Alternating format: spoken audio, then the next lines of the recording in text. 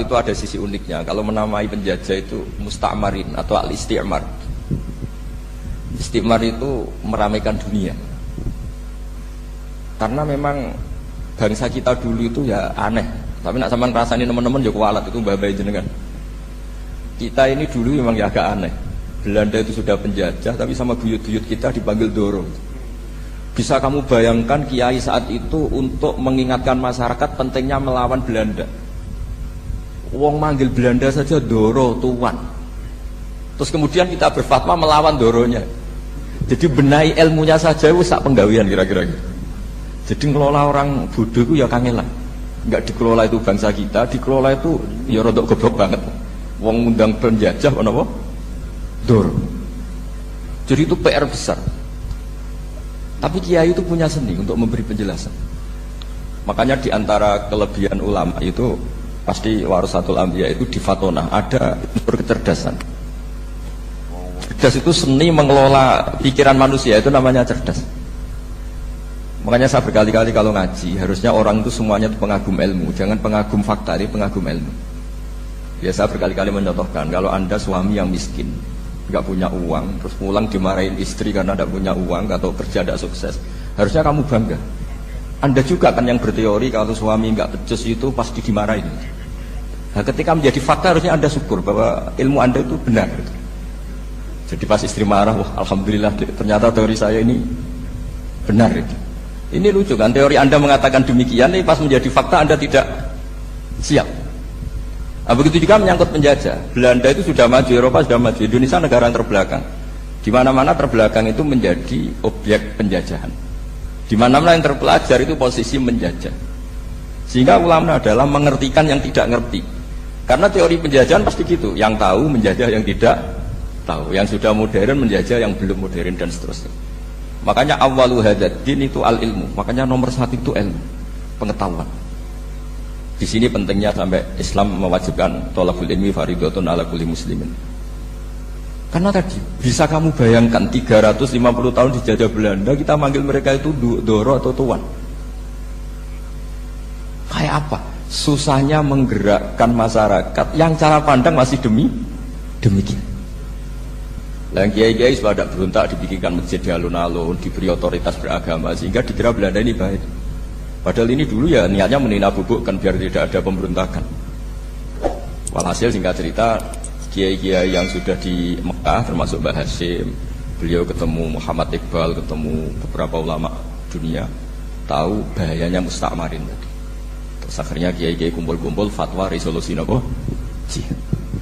Jadi ini mukaddimah sebagai pembenaran, sebagai setuju saya sama Kiai Haji Ulil Albab bahwa nomor satu itu jihad. Tapi jihad tadi pemaknanya harus utuh. Kalau kondisi perang ya perang, kalau kondisi stabil ya jihad untuk memajukan apa? Indonesia. Itu saya ulang lagi dimulai dari ilmu. Sebelum saya ngaji Minhajul Thalibin saya cerita ilmu itu apa? Ilmu itu sederhana, sesuatu yang mudah. Karena ilmu itu fitratallahi allati fataran nasa. Misalnya begini, saya orang miskin, nggak punya apa-apa. Sudah nggak punya apa-apa, nggak punya jabatan, terus keluarga yang nggak pati loyal, mungkin istri ada ngidolakan kita, bahkan anak kita sendiri juga nggak ngidolakan kita. Itu kan sial-sialnya orang, anak kita aja nggak pernah ngidolakan kita. Tapi untuk bahagia itu sebenarnya sederhana. Sederhananya begini, orang pinter itu ingin mempertahankan kehidupannya, terus pinter sampai berobat habis banyak ke Belanda, ke Jepang supaya mempertahankan nyawanya. Si miskin ini kalau dia setiap makan, ya Allah, saya dengan makan ini mempertahankan nyawa saya. Sehingga makan itu satu kajian ilmiah bahwa ini luar biasa. Bahwa orang punya Alphard, punya uang 1 miliar, itu tidak mempertahankan sesuatu yang pokok, yaitu nyawa. Orang tidak punya Alphard itu hidup, nggak punya uang 1 miliar hidup. Tapi kalau nggak punya nasi 1 piring, nggak punya air 1 gelas bisa mati. Artinya apa? Orang miskin itu yusyarikul aghniya, sama dengan orang-orang kaya dalam hal kepemilikan hal-hal yang pokok. Tapi kadang-kadang orang miskin itu ya nyun sewu agak belagu, sudah miskin ingin punya Alphard, sudah miskin ingin punya uang, ya dia tersiksa. Harusnya cara berpikir nggak punya Alphard itu masih hidup, nggak punya uang 1 miliar masih hidup. Yang punya Alphard hidupnya juga pakai nasi 1 piring, yang punya uang 1 miliar juga pakai nasi. Ya kalau itu kan sama, saya punya. Kalau gitu kan bisa miskin rasa kaya. Itu memang harus dilatih. Nah, kalau orang kaya kan rumahnya banyak di mana-mana. Memangnya kalau rumahnya banyak di mana-mana terus tidur di sini 1 jam, di rumah itu 1 jam, malah nggak bisa tidur kan? Tetap aja yang dipakai 1 kamar. Itu gunanya apa punya rumah banyak? Setidaknya zaman miskin itu dia berpikir gunanya apa punya rumah banyak untuk dipakai hanya 1. Meskipun suatu saat kalau dia kaya juga berpikirnya agak rubah. Ya penting punya rumah banyak, biar kemana-mana punya rumah, nggak apa-apa. Tapi sementara masih miskin jangan berpikir seperti itu. Nah yang menjadi miskin kacau kan sudah miskin berpikirnya gaya orang kaya, itu kecelakaan. Lah itu ilmu, maksud saya itu ilmu. Sehingga dulu Nabi ngajari orang miskin itu sederhana. Ketemu orang miskin sama Nabi diajarkan. Nabi diantara ajarannya begini. Ada seseorang man asbaha, orang yang setiap harinya mu'afan fi jasadi, dia sehat, aminan fi sirbi, negara dalam keadaan aman, tidak dalam ancaman. Indahu qutu yaumi, dia hari itu punya makan. Faka'an nama khizat lahu dunya bihadzafiriha, berarti dia sudah punya dunia dan isinya. Karena polanya sama. Buat Presiden Amerika itu yang untuk mempertahankan nyawanya ya makan pokok dan minuman pokok, bukan jabatannya sebagai presiden atau punya uang triliunan. Orang paling kaya di Indonesia juga gitu, untuk mempertahankan hidupnya juga dengan makanan pokok. Dan itu orang miskin punya. Kehidupan paling top itu apa? Ya kehidupan yang mempertahankan nyawa itu yang paling top, lainnya itu enggak.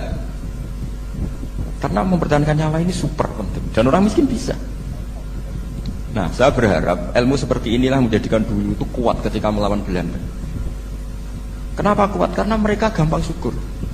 Barokahnya gampang syukur itu selesai dengan dirinya sendiri. Kalau bahasa intelektualnya itu, orang kalau sudah selesai dengan dirinya sendiri bisa berpikir memanfaati pada orang lain. Nah, dulu orang-orang miskin ketika era sahabat, termasuk era para ulama yang mendidik para umatnya, itu selesai dengan dirinya sendiri. Nah sekarang banyak orang miskin juga termasuk orang kaya, bahkan belum selesai dengan dirinya.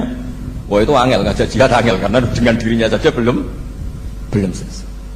Maka masyhur itu kan ketika perang Tabuk, ada orang datang, kira-kira kalau Indonesia pakai beras 4 kilo, ya Rasulullah yang 2 kilo tak kasihkan keluarga kami supaya bisa makan, yang 2 kilo tak kasihkan jenengan untuk biaya perang. Perang Tabuk itu perang tersulit, disebut perang Dhatil Usra. Sekarang hitung saja, ini coba dihitung, mungkin yang bagian kasir tahu. Kalau 2 kilo kali 3.000, umat Islam pas itu sekitar hampir 3.000, itu sudah 6.000 kilo.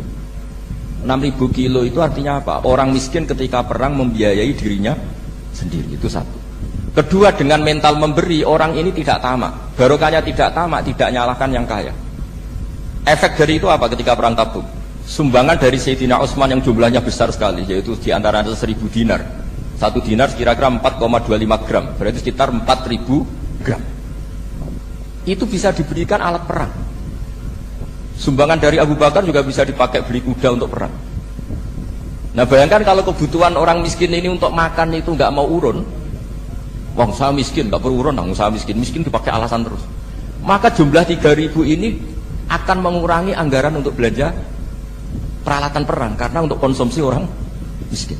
Jadi itu kadang mangane tanduk itu kan repot. Wes miskin mangane tanduk, nak antri mo kan ribet. Artinya apa? Perang ini tidak fokus karena ngurusi konsumsi untuk orang-orang miskin. Nah, dulu zaman Nabi orang miskin pun semuanya heroik. Mereka dibantu gak mau, inginnya bantu. Sampai dicibir sama orang munafik. Apa gunanya sedekah 2 kilo? Perang ini perang besar antar negara. Pas itu mau perang melawan Romawi. Sampai orang munafik bilang alladzina almizuna almuttawiina minal mu'minina fi shadaqati walladzina la yajiduna illa juhdahum faskharuna minhum. Orang-orang munafik digambarkan Allah orang-orang yang mencibir sedekah kecil. Wong untuk perang besar kok sedekahnya hanya 2 kilo. Tapi yang mahal bukan 2 kilonya. Kalau ada 1 juta orang miskin menyumbang negara 20.000, itu artinya apa? Kita punya rakyat yang inginnya hubungannya dengan negara memberi. Tapi coba kalau kita 2 juta rakyat yang inginnya dari negara mendapat, pegawainya demo ya. Nah ini ajarannya Nabi yang luar biasa. Dulu Nabi itu bisa mendidik orang miskin pun bermental memberi. Nah barokahnya bermental mandiri ini mereka selesai dengan dirinya sendiri. Coba kalau mereka tidak bawa makanan sedikit ketika perang, mungkin kuda yang untuk perang, mereka berpikir, ini saja disembelih supaya kita bisa makan. Ribet kan? Ngapain beli senjata yang mutakhir, makan saja nggak bisa. Tapi barokahnya mereka urun sendiri. Mereka selesai dengan dirinya sendiri. Ini hebatnya didikan Rasulullah SAW. Nah dulu Mbah Hasyim dan kawan-kawan itu berhasil mendidik seperti itu. Santri yang miskin-miskin itu kalau ngaturi kiai duwene telok dikekno telok. Duwene wi dikekno wi. Jika kiai sing wis mapan-mapan, misalnya kados kula wonten kan mun setengah mapan. Ya akhirnya yo iso mangan wi. Jebule wi ku yo enak. Santri yo seneng mergo kiai ini seneng pancen wis suwi mangan pizza misalnya. Lah tapi nek sing melarat terus aku melarat kiai tak kei wi mosok doyan. Wis melarat medhit di alasan kan ribet kan. Ini yang perlu dihilangkan. Medhit kok berargumentasi. Yang mahal itu bukan winya, mental memberi. Orang itu kalau mentalnya memberi itu berarti selesai dengan dirinya. Tapi kalau tidak bermental memberi pasti tamak. Dan tamak itu mesti menghakimi orang lain. Maka dalam kitab hikam diterangkan penyakit terberat itu tamak. Kenapa? Karena orang pikir itu tidak ada kata-kata kitab hikam, bukan kata saya. Yang ada itu tamak. Misalnya gini, saya kenal PLT Bupati Kudus. Tidak pernah saya bilang beliau kikir. Tapi sekali saya pernah ngajukan proposal tidak kesampaian. Wah, boleh medit. Jadi saya menvonis medit itu sebetulnya ya karena punya keinginan tidak kesampaian. Coba kalau tidak, bahwa medit itu orang penting. Misalnya anak-anak muda sama orang-orang cantik di Jakarta, pernah nggak kamu bilang itu sombong? Enggak kan? Setelah kamu bilang, Mbak aku ingin kenalan mbak sampean, terus dia agak mau, baru kamu bilang sombong karena keinginan kamu tidak. Nah, bayangkan kalau orang bermental tomak, kayak apa bangsa ini? Nah, sahabat itu dididik oleh Nabi, tomak itu selesai karena keinginan mereka memberi. Sehingga Indonesia bisa merdeka begini itu barokahnya didikan ulama, semuanya ingin memberi. Dulu belum ada negara, tentara-tentara kemerdekaan kalau di kampung-kampung itu ya dibiayai donatur-donatur, termasuk bahasa saya, buyut saya dulu. Itu berapa ton aja beras untuk pasukan Hizbullah, pasukan TNI. Di Aceh ada Daud berih, ada baca berweh. Jadi baca aja kayak kira asap ada yang berih, ada berweh. Saya juga gak tahu orang Aceh kalau baca berih nyumbang berapa emas untuk kemerdekaan Indonesia. Yang Kesultanan Jogja Legowo, Jogja tidak lagi negara tapi diberikan bagian dari Indonesia dan seterusnya. Nah, jadi semua ini barokahnya didikan Rasulullah SAW yang diteruskan para ulamanya bahwa nomor satu didik masyarakat itu bermental memberi apapun kecilnya ini selesai dengan dirinya sendiri. Itu kalau sampean nggak punya mental memberi, nanti pulang dari Pemda, so acaraan kabupaten berkata ini ribet itu. Awas itu, bar ngaji langsung lali berarti sampean. Sudah kalau nggak urun ini sudah luar biasa, nggak urun untuk berkat itu sudah luar biasa. Jadi itu yang makanya Nabi itu Quran dimulai wa mimma razaqnahum yunfikun. Quran mengajarkan bermental memberi yunfikun. Nabi berkali-kali ngulang al yadul ulya khairum al yadis sufla. Dan memberi itu tidak harus nunggu kaya. Gambarannya Quran tentang orang baik itu gimana? Alladzina yunfikuna fis sarra wadharra. Bukan fis sarra saja, ketika wadharra juga. Saya pernah guyon sama orang kaya di Jakarta. Dia uangnya miliaran, mungkin malah triliunan. Guyon sama saya, Gus saya ini sudah sekian bangun masjid di mana-mana. Saya ini berarti hebat. Enggak kata saya. Enggak ada masjid agama tetap jalan kata. Karena di kampung-kampung sudah banyak masjid kata. Masih keren tukang becak kata. Kok bisa Gus? Sampai nyumbang masjid 1 miliar, itu masjid apa kata? Ya masjid-masjid besar.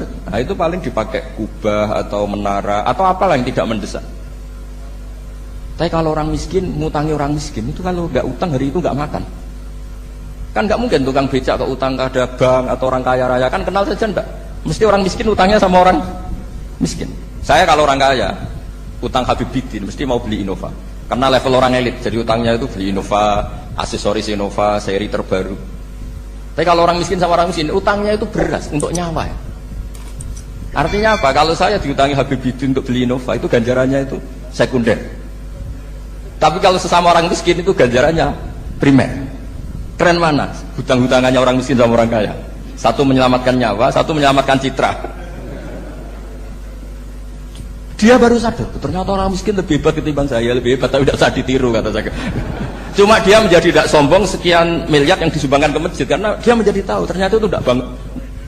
Nah kecuali masjid-masjid yang kamu nyumbang memang masjid perintis di daerah-daerah yang belum ada masjid. Kalau masjid-masjid besar itu kan kadang kebutuhannya sudah selera, bukan pokok.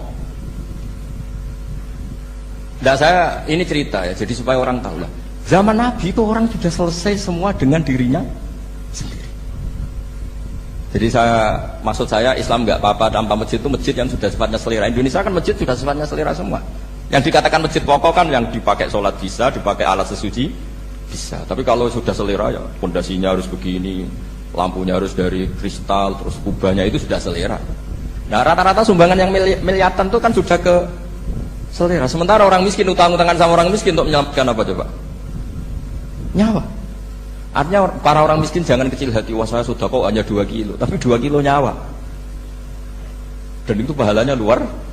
Nah, ini ilmu asal. Nah dia itu berhasil seperti itu sehingga orang-orang miskin dulu tuh rumah tentara itu ya nganggo wi, nganggo telo, bahkan ada yang pakai apa itu Pak Harto apa itu pisang itu, arasnya pisang itu, gronggolnya pisang sudah dipakai saja Pak tentara. Tentara di mana-mana bisa makan. Coba kalau yang ngamal yang kaya tok itu tidak cukup. Tapi barokahnya yang miskin juga ikut ngamal itu cukup karena yang miskin itu mayoritas. Jadi didukung kaum miskin itu pasti menang lah kan kira-kira gitu. Karena di mana-mana orang miskin itu banyak. Menemukan orang kaya itu nyari data. Kalau menemukan orang miskin seketemunya pasti ketemu. Dan orang miskin ini dididik ulama untuk berkontribusi. Sehingga banyak tentara ketika dicari Belanda pura-pura jadi petani. Ini juga yang menyelamatkan orang miskin. Nah, ulama dulu itu orang paling sukses mensuasanakan seperti itu. Itu yang diceritakan di perang Tabuk. Mimpa di maka tayazihu qulubu fariqin minhum. Jadi perang Tabuk itu perang di antara yang paling diceritakan Allah berkali-kali apa? Ya Rasulullah tadi malam saya memburuh dan ini dapat 2 sok ya kira-kira berapa kilo? Yang separuh untuk keluarga kami, yang separuh saya sumbangkan ke jenengan. Coba perang antar negara hanya menyumbang 2 kilo beras, bayangkan. Tapi nilainya bukan 2 kilo. Kalau 2 juta rakyat Indonesia nyumbang 2 beras, artinya hubungannya dengan negara hubungan ingin memberi. Dan barokahnya hubungan ingin memberi, ora pati kecangkeman toma, ora pati kakean menuntut. Ini yang mahal itu yang gak ternilai itu. Dan itu menjadi kekuatan yang luar biasa sehingga umat Islam bisa mengalahkan pasukan Romawi. Nah, Indonesia dulu kira-kira seperti itu prakemerdekaan. Ya, itu saja sebagai mukadimah Hairi Santris. Terusnya ngawas menjadi tolibin. Ini sudah sampai bab salam. Kemarin bab sujud, sekarang bab salam. Bismillahirrahmanirrahim. Watsani asyara assalam. Ya kita tahu secara i'rab kalau sani pakai i'rab isim mangkus, tapi untuk asyara tetap mabni nasab. Mabni fathah maksudnya. Jadi semua ulama ngendikan adat mulai ahada asyara sampai tis'ata asyara tetap berstatus mabni apa? Fathah. Sehingga di Quran inni ra'aitu ahada asyara kaukaba. Terus di beberapa di surat Mudatsir 'alaiha tis'ata asyar. Padahal itu jadi mubtada muakhir. Jadi 'alaiha itu tetap ngatasin roko tis'ata asyara utawi 19. Tetap bacanya bukan tis'atu asyarin tapi tis'ata asyara. Jadi kita tahu secara hukum nahwu adat mulai ahada asyara sampai tis'ata asyara itu mabni napa? Fathah. Cuma khusus sani asyar yang saninya ini berstatus mangkus karena ada yaknya itu. Wasani asyar assalam wa aqalluhu assalamu alaikum wal asoh jawazu salamun alaikum. Kultu al asoh al mansus la yujzi'u. Jadi ulama itu ya lucu. Yang satu bilang al asoh boleh salamun alaikum tanpa al. Tapi kata Imam Nawawi al asoh harus assalamualaikum. Sama-sama diklaim sebagai kaul paling apa? Asoh. Karena seperti kita tahu dalam bab fikih perkhilafan ulama itu rahmat. Ya saya ulang lagi, perkhilafan ulama itu rahmat. Contohnya ya ini, saya ulang lagi ya. Nomor 11 itu. Wasani asyar iku assalamu. Ya terus di sini disebut wa aqalluhu iku assalamu alaikum pakai al assalamu alaikum. Wal asohu te kaul sing asoh iku jawazu salamun alaikum olahe nglafatno salamun alaikum. Terus kultu Dewi Imam Nawawi al asoh al mansus la yujzi'u wallahu a'lam. Jadi menurut Imam Rafi'i boleh salamun alaikum tidak pakai apa? Al. Itu juga diklaim sebagai al asoh. Tapi menurut Imam Nawawi yang al asoh harus assalamu alaikum, tidak boleh salamun alaikum. Terus wallahu a'lam wa annahu la tajibu niyatul khuruji. Jadi ketika Anda salam tidak harus niat keluar dari apa? Salat. Dengan kamu salam berarti otomatis keluar dari apa? Salat. Nah ini menjadi problem menurut pemikiran banyak ulama karena ketika masuk salat harus niat masuk salat. Karena ketika kita takbir kan bisa takbir demo. Ya kan? Kan macam-macam kan?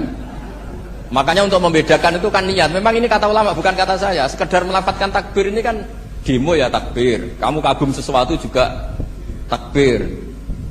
Orang Indonesia itu kadang orang nggak sholat pun bilang subhanallah, memang sudah jadi bahasa nasional. Kalau kaget tuh bilang, saya punya kenalan Cina itu kalau punya uang ya mohon alhamdulillah. Tak tanya kok bilang alhamdulillah. Orang-orang Islam tuh kalau seneng bilang alhamdulillah. Yang ribet itu kubu sebelah. Kalau orang NU mau layasol itu malah tanya, Gus itu doa orang makan.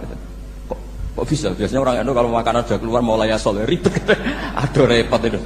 Jadi kadang-kadang wiridan itu sudah jadi bahasa nasional. Jadi Cina orang nggak sholat tuh kalau punya uang ya bilang alhamdulillah. Kadang orang yang nggak sholat tuh tanya, ya ribet. Makanya ulama itu berdebat. Lafaz-lafaz seperti ini itu apakah wiridan apa adat? Nah untuk membedakan adat dan yang lain maka dibutuhkan niat. Makanya Allahu Akbar harus niat untuk masuk sholat. Nah normalnya salam juga harus niat keluar sholat. Biar karena masuknya niat ya keluarnya harus niat. Itu menurut sebagian ulama. Tapi sebagian yang lain enggak lah, kalau selesai tidak perlu niat. Tapi tadi sebetulnya ada problem. Jangan-jangan salam ini salam adat. Kebetulan ada temannya masuk terus bilang assalamualaikum, nanti temannya jawab waalaikumsalam. Itu ada kisah nyata. Ini memang naif betul. Ada orang alim sholat. Nah, ketika ada yang mau lewat itu kan dihadangi begini ya. Jadi dihadang gini ya, itu Habibin. Yang lewat itu karena saking nggak pernah yang ngaji malah tidak salaman. Kagetnya bukan main itu. Ada orang sholat, ada orang mau lewat, kan kesunatannya dihadang begini. Sisi ini santai saja malah nggak ada salaman. Terus ribet, ngadepi orang nggak tahu itu ribet. Ya tambah bingung kan, diriwati saja bingung, apalagi sekarang diajak salaman. Kan memang nggak sambung, kulturnya itu nggak sambung. Nah, itu kalau dia memang assalamualaikum terus pikir kamu waalaikumsalam. Ya ribet, memang ngadepi orang tidak tahu itu ya ribet. Makanya ya agama ini, ngelola agama ini memang. Nah barokahnya ngaji fikih itu beginilah, saya sering cerita. Misalnya kita hafal fikih, takbir itu wajib, rukun. Tapi bentuk ngangkat tangan itu sunnah. Itu barokahnya Masya Allah. Andai kan kita menentukan kaifiyahnya, mungkin kita sok suci. Itu pernah ada peneliti cerita ke saya, Gus ini itu orang NU itu pusing, dan terlalu semangat, Allahu Akbar. Apalagi yang was-was, wah itu semangatnya Masya Allah. Malah ada yang tanya, itu takbir berkali-kali itu madzhab apa? Jadi orang was-was cobalah bertobatlah, itu jangan sampai jadi madzhab baru. Kalau yang was-was orang bodoh gak masalah, coba kalau dia orang alim alamat, nanti muridnya juga niru, oh ternyata takbir yang satu 3 kali itu. Oh ternyata takbir yang satu 7 kali. Itu kalau dia jadi imam. Kalau dia jadi makmum nyampai ini pinggir, sampai pinggirnya takut kan bulan ini. Ada yang kayak orang nggak punya uang, Allahu Akbar tangannya diangkat separuh saja enggak. Itu kan, tapi itu enggak ngefek di Indonesia karena dari awal kiai-kiainya ngajarin ngangkat tangan itu nah caranya juga agak ditentukan, terserah kamu. Begitu juga posisikan tangan itu juga sunat. Sehingga kalau sampai ke Turki atau kemana-mana itu ada yang kayak orang baris, ya kan? Habis takbir ya sudah. Ada yang sendakapnya beda-beda. Ada yang nutupi iga yang hilang katanya sampai ini. Ada yang santai begini. Oh pokoknya nggak jelas. Sehingga itu kalau di militer ini ada Pak Dandim itu juga bingung ini nggak protap ini kan. Tapi kalau di fikih itu memang kalau sekali nggak diwajibkan terserah masing-masing. Ada yang kayak orang baris, ada yang sendakap begini katanya apa nutupi iganya yang hilang. Ada yang sambil laras-laras semua macam-macam. Tapi barokahnya ilmu fikih itu diputuskan memang dari awal tidak wajib. Yang wajib itu takbirnya. Maka duduk juga begitu, meskipun kita sepakat duduk tahiyat ula namanya iftiros, duduk tahiyat akhir namanya tawarruk. Itonis kita hukumi sunnah. Cara udin kok ada sokat solatu seperti kemarin di Minhajul Thalibin. Dengan duduk gaya apa saja, solatnya tetap. Sehingga kalau kita di Arab, misalnya pas haji, orang Arab itu memang ya agak kacau. Orang Indonesia itu kalau sholat duduk itu kan memang benar-benar sakit. Sakit sudah agak mau mati itu benar-benar sholat baru duduk. Orang Arab itu enggak. Sholat duduk pakai kursi, sof itu nggak ada orangnya, ada kosong itu jalan kaki kursinya di bawah. Membawa kursi kuat, sholat duduk. Kalau orang Jawa kan, saya juga iskal orangnya. Kalau bawa kursi kuat pindah-pindah tapi kok sholatnya. Kalau orang Jawa agak kebayang, kalau sholat duduk emang bener-bener. Terus saya pernah ditanya lagi sama orang, Gus di Mekah itu kok banyak orang bawa HP, kalau ditelepon diangkat soli itu madzhab apa? Madzhab geblek terus. Tapi ini kan orang Arab, kan seakan-akan terus mewakili internasional kan karena pusat banyak tuh. Ditelepon digoleki telepone wong sak akeh golek ini tok wis kangelan ya. Warang ketemu soli mate. Nah, kita akan diajarin di kiai Indonesia kalau itu membatalkan apa? Salat. Jadi ribet. Nah, barokahnya kitab-kitab seperti ini meskipun kita di Indonesia itu mengikuti panduan yang diarahkan atau yang dibagukan oleh ulama-ulama. Nah, Indonesia itu makanya berkah. Saya sering ketemu ulama Mekah itu kalau muji haji Indonesia luar biasa. Bukan sekedar sopannya. Memang cara hajinya itu nyari kaul yang disepakati itu sah. Karena memang dilatih KBIH, dilatih Kemenang, masih dilatih kiai setempat. Meskipun niatnya ya kadang nggak baik. Saya pernah tak tanya, kenapa kamu latihan haji sebegitu? Kalau sholat kok enggak? Sholat gak sah, gak apa-apa, Gus gak bayar, kita haji. Oh, ternyata. Dia itu sholat bedino, ratau kursus baik kulon. Bareng ngapain kaji oleh takut, tak takut. Oh, sholat dia ratau takut, nak kaji kok takut. Nak sholat rasa gak iman, Gus gak bayar, kita haji. Sebenarnya kurang ajar kata saya. Jadi ternyata sekarang terkuak. Kenapa orang-orang awam tuh kalau kaji kok semangat belajar? Semangatnya sama dengan sholat apa di bawah haji jauh sholat itu? Berpuluh-puluh tahun sholat itu dengan gaya yang nggak ada perkembangan. Tapi haji pisan langsung keren. Ternyata karena bayar ya. Apa perlu ditiru sholat harus bayar supaya ini supaya. Ya itu alasannya itu. Nah, haji rasa berat Gus, bayar Gus. Nak sholat rasa kok nggak bayar wae maksudnya. Padahal kalau kita ngikuti as-sholat imaduddin, sholat dengan haji itu afdal mana? Afdal sholat, harusnya lebih serius belajar sholat ketimbang belajar haji. Tapi setahu saya nggak ada kan KBIS ya, kelompok bimbingan ibadah sholat. Jadi ini kritikan saya, semoga didengar ya, cobalah. Padahal ini Raden Asnawi dikarang pesolatan supaya orang sholatnya benar ya, sholatnya benar. Ya jadi ngaji fikih seperti ini setidaknya Anda menjadi tidak mudah mengadili orang lain bahwa sholat itu yang takbir tok yang wajib. Misalnya baca yang Fatihah tok, sehingga kalau ada imam lupa baca surat ya gak apa-apa, memang dari tidak wajib. Jadi pemilahan wajib dan tidak ini penting supaya tidak menghakimi pada yang lain. Jangan sampai perilaku kesolehan itu menjadi bentuk yang mengadili, nggak boleh. Itu Pak Kapolres. Kalau di ilmu fikih itu ada ulama penjaga ilmu itu ekstrim-ekstrim.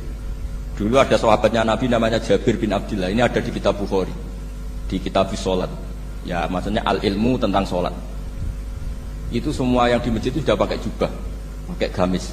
Kalau orang Indonesia mungkin ya pakai hem, pakai baju batik, pakai. Itu dia datang malah gamisnya dicopot. Gamisnya dicopot, imamannya dicopot, terus tinggal pakai satu sarung. Terus dicancang di sini, akidan bena torofaihi ala atik. Dicancang begini. Kayak cerita-cerita di perang pahlawan itu. Hanya dengan pakai sarung satu dikalungkan gitu. Terus ada orang-orang tabiin bilang gini, "Ungzuru ila ashabi Rasulillah." Ini sahabatnya Nabi kok sholat dengan cara seperti itu, enggak islami banget ya. Enggak keren banget ya. Terus kata Jabir bin Abdillah, "Saya sengaja melakukan ini supaya kamu tahu bahwa batas aurat yang dimaksud Nabi seperti ini. Shalla Rasulullah sallallahu alaihi wasallam fi izarin wahid, akidan baina tarafaihi ala atiki." Saya pernah melihat Nabi sholat seperti saya ini. Tapi barokahnya itu akhirnya diketahui kalau batas auratul rajul hanya mabena surah war rukbah. Andai kan tidak ada perilaku Jabir seperti ini, orang akan ngira bahwa syaratnya sholat itu harus pakai jubah, syaratnya sholat harus pakai hem. Akhirnya orang-orang yang kebetulan tidak pakai jubah, tidak pakai hem bingung. Misalnya dia katoan seperapat, pakai kaos, neng tengah hutan, rasa sholat, ngaku ranggo jubah, ribet kan? Artinya apa? Ilmu ini harus dijaga konstitusinya, barokahnya perilaku Jabir ini, orang tahu batas aurat. Jadi yang lainnya itu mukamilah atau kesunatan. Nabi juga seperti itu. Semua sahabat itu tawaf itu musyatan, berjalan. Tapi Nabi sebagai tokoh dan pas itu sehat. Saya ulang lagi, pas itu sehat. Ini hampir semua ulama bilang pas itu Nabi sehat. Nabi malah naik unta. Itu kata Imam Nawawi dalam kitab Masmu', Nabi naik unta itu lebih afdol ketimbang yang jalan. Padahal trennya ibadah kan al-ajul biqadrit ta'am.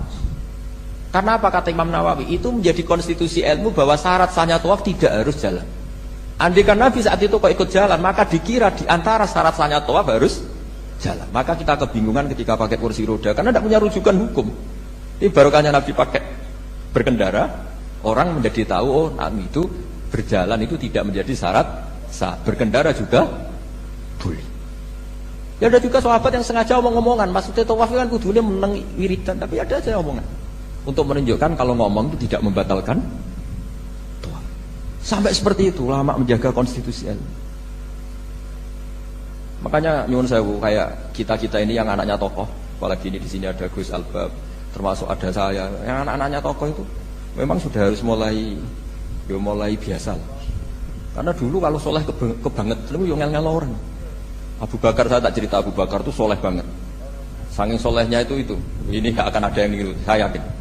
Beliau itu hari pertama diangkat khalifah, hari berikutnya masih dagang di pasar. Sehingga kita ditegur supaya tidak usah dagang, dicukupi negara. Beliau setuju, dapat gaji. Setelah mau meninggal, semua gajinya itu disuruh ganti uang pribadi karena beliau merasa tidak nyaman.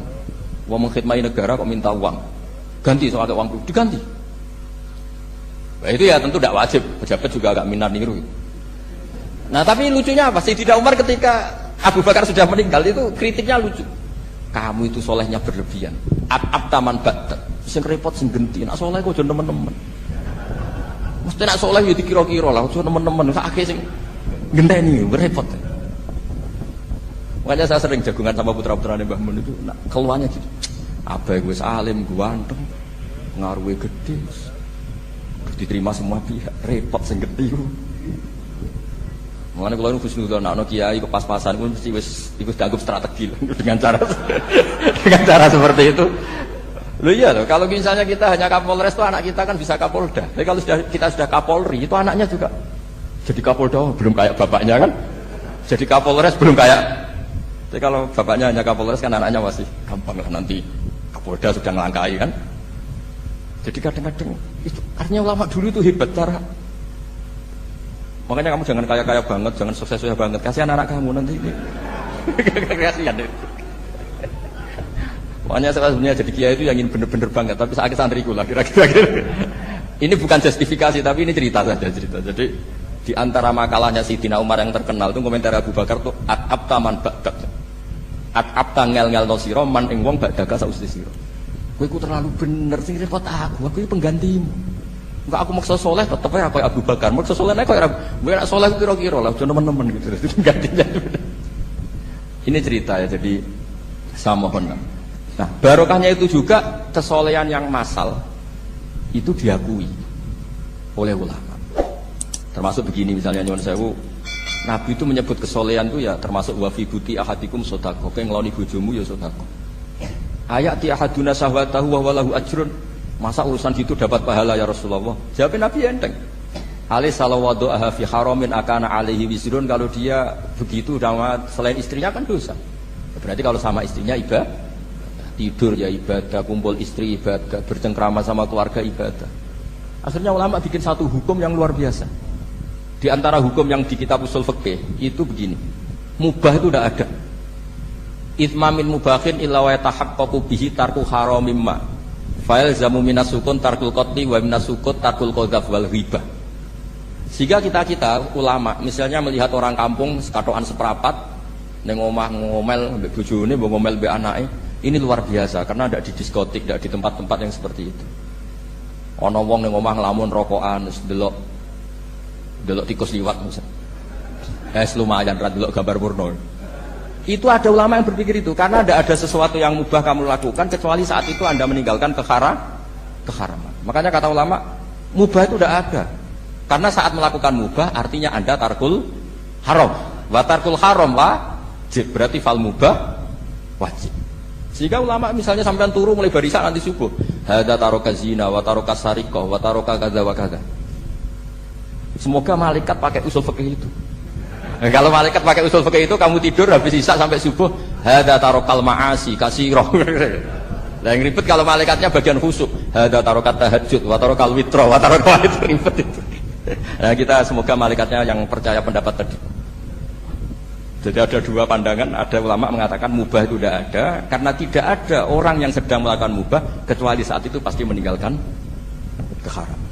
Makanya ini sirinya kenapa dulu kiai-kiai top itu sering jagungan. Orang tahu semua lah, Mbah Zubair sering jagungan, dulu Mbah Tur sering jagungan di depan Masjid Menara. Karena ingin mensuasanakan bahwa untuk menikmati hidup itu tidak harus dengan jagungan mbek kanca ya seneng, gejul-gejulkan mbek kanca ya seneng. Ini anggap saja perlawanan terhadap supaya tidak nikmati maksiat. Wa qutbu hadaddin al-istidzad bil mubahat kata Imam Ghazali. Inti beragama ini adalah nikmati sesuatu yang dihalalkan oleh Allah Subhanahu. Coba ketika orang lain bisa nikmat kalau harus ke tempat-tempat maksiat. Kamu cukup nikmat ketemu kanca gejul-gejulkan zaman mondok padha mlarate. Terus diterusno saiki yo jek melarat atau cocokan melarat. Itu kan keren loh. Keren.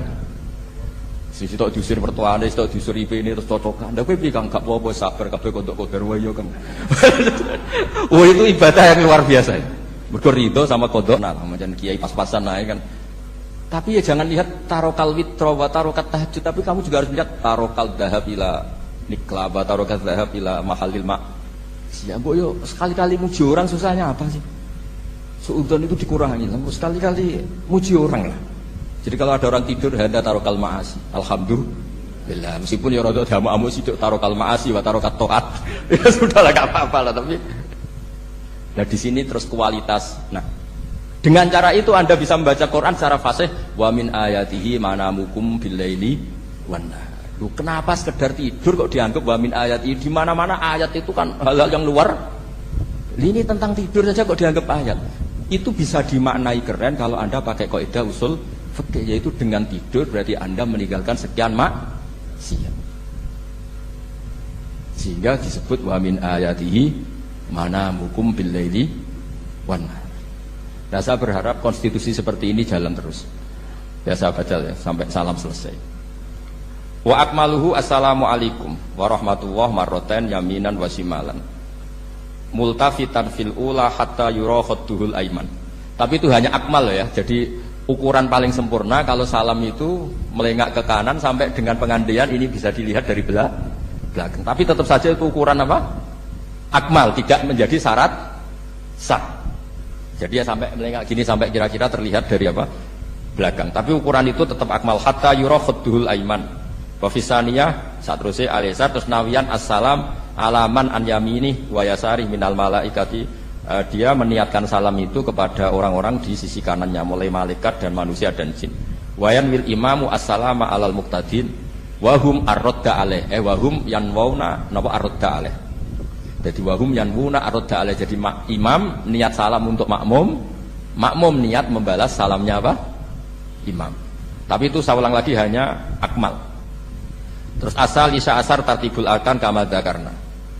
Jadi pentingnya, jadi jangan kira terus ngaji kalau wasunanuhu wa akmaluhu tidak penting, itu penting sekali. Barokahnya status akmal dan sunnah ini kita tidak mudah menvonis orang lain karena kita tahu ibadah itu hanya berstatus sunnah. Coba kalau nggak ada ketentuan itu, kita akan mudah menyalahkan orang. Salam kok orang melengak blas itu sholatnya sah atau orang? Padahal dari awal melengak itu statusnya hanya sunnah. Kemudian untuk penutup supaya ini clear ya. Saya pernah baca di Syarah Bukhari yaitu Fathul Bari. Nabi itu kalau setelah salam itu mukbilan biwajihi alal hadirin. Jadi Nabi langsung menghadap ke timur, andikan Indonesia menghadap langsung ke timur. Tapi uniknya para syurahul Bukhari itu menganggap itu tidak satu sunnah yang tidak jadi satu sunnah yang permanen. Tapi kata para syurahul hadis, siapapun boleh melakukan gerakan yang bisa memaklumatkan kalau sholat itu selesai. Saya ulang lagi ya, jadi Nabi menghadap ke timur kalau di konteks Indonesia itu sebagai bentuk maklumat ini loh sholat saya sudah. Karena takutnya apa? Orang yang dari jarak 2 kilo 3 kilo ingin makmum sama Nabi. Andai kan Nabi tidak menghadap ke timur, tetap posisi seperti sholat menghadap ke kiblat, maka orang dari luar mengira Nabi fi sholatin. Ya, Nabi masih dalam. Bahayanya apa? Kalau orang ini langsung takbir usolli fardhu zuhri misalnya makmuman, ternyata Nabi sudah sholat, berarti sholatnya enggak sah. Kenapa? Irtibatus sholat atau robtus sholat biman huwa laisa fi sholatin. Dia menggantungkan sholat dengan orang yang sudah tidak, dan itu bahaya sekali. Masa kamu sholat makmum sama orang yang sudah tidak? Nah semenjak itu terus ada aturannya ulama, siapapun yang jadi imam harus memaklumatkan diri dengan cara apa saja supaya menunjukkan kalau sholat itu selesai. Makanya adat kiai-kiai kita tetap menghadap kiblat tapi namanya astagfirullahaladzim. Itu sebetulnya memaklumatkan. Lho nak niat banter nyentak pangeran usah istighfar gianer gak sopan blas astagfirullahaladzim. Itu sebetulnya itu memang maklumatkan iki lho jong salat wis bar. Nah kowe ape makmum masbuk sing ijek salat atau makmum aku itu. Ada yang separuh-separuh ya tidak madhep wetan, madhep ngulon, madhep ngalor. Itu ya sedengan maksudnya sedengan. Karena memang kata Surahul Bukhari butuh itu apa? Imam punya gerakan yang menunjukkan kalau sholatnya itu selesai supaya nggak dikira fi sholatin kemudian ada yang mak. Ya clear ini ya. Jadi tidak perlu diperdebatkan kenapa sih ada yang menghadap timur, ada yang menghadap ke utara, ada yang tetap menghadap ke kiblat.